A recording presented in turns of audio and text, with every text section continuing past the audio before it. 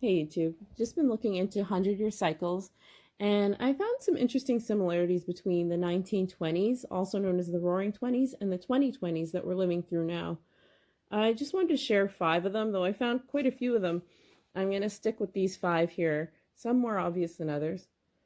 Number one, income inequality. We're told in 2024 the economy is great. You can pick any month and watch announcements from the Fed or the Bank of Canada, and the same mantras being repeated over and over again. The people are resilient, and we are in a strong, stable market. Well, that actually all depends on whether you're watching this economic theater from box seats or from a nosebleed section. Some economists are honest and say that we're actually living in two separate economies at the same time.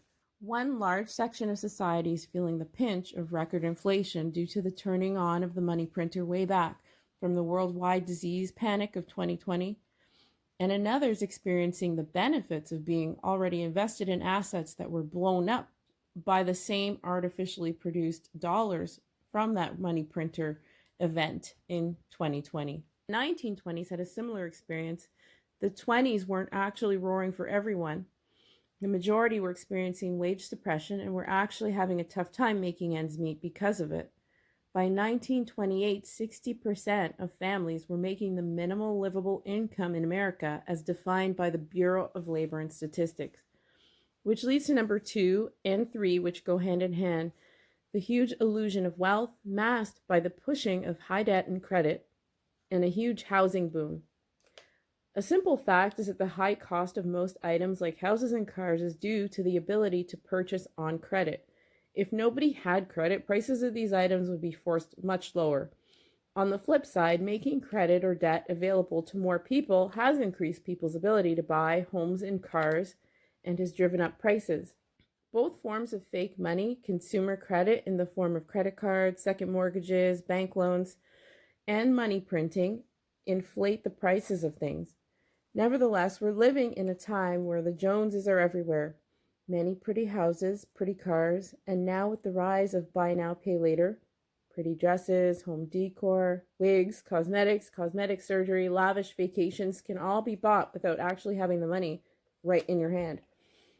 There's plenty of bait laid out for men too, and recent data actually shows that millennial men actually spend a little more than women do.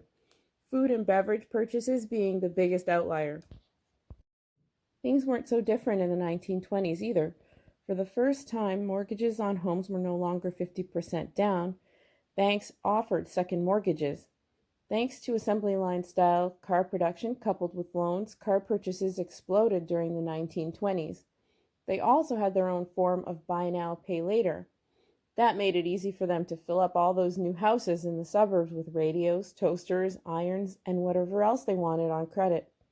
So while in modern times the huge housing boom was encouraged with ultra-low interest rates, and a big part being due to the major shift to a work-from-home model, people spread their wings and bought anywhere they wanted.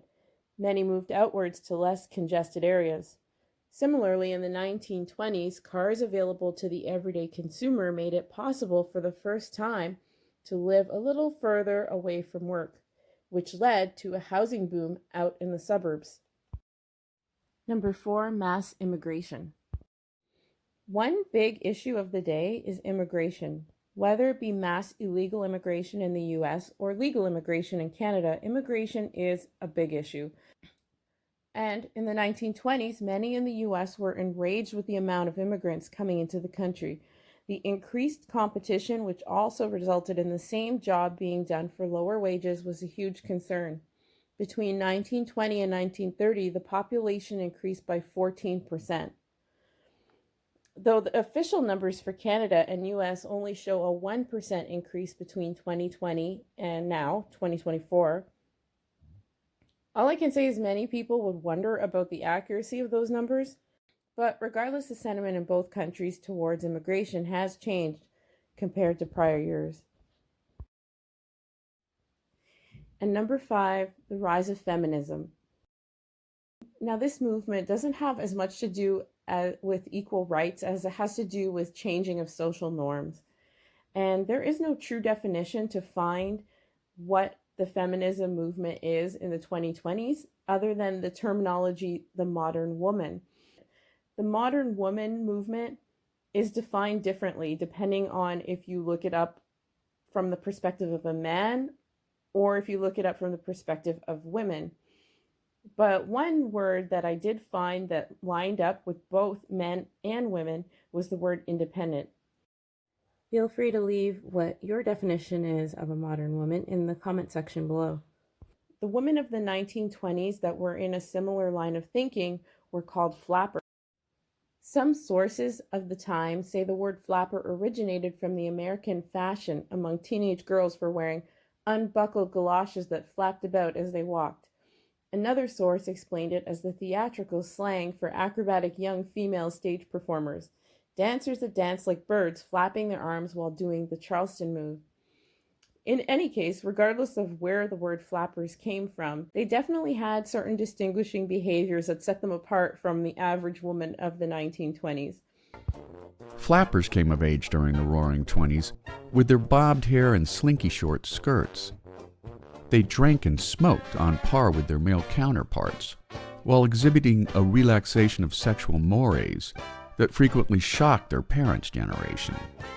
Flappers indulged in petting parties, which proved to be the original Tinder of the Roaring Twenties generation, while young people went to dance halls in Prohibition-era speakeasies to dance the Charleston, the Black Bottom, the Flea Hop, and the Cakewalk. Young people, particularly flappers, experienced a profound liberation behind the steering wheel, allowing them to travel unescorted to social events and speakeasies.